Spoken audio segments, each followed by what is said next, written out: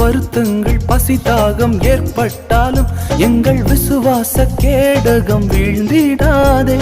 நம்பினோர் நட்டாற்றில் கைவிட்டாலும் என்னை காப்பாற்ற நீர் உண்டு பயம் இல்லையே.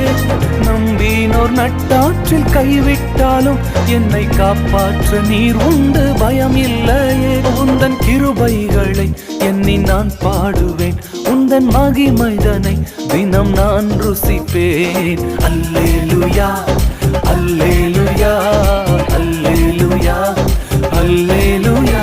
உம்மை உயர்த்துவதே எங்கள் நோக்கமையா, உம்மை பாடுவதே எங்கள் மேன்மையா.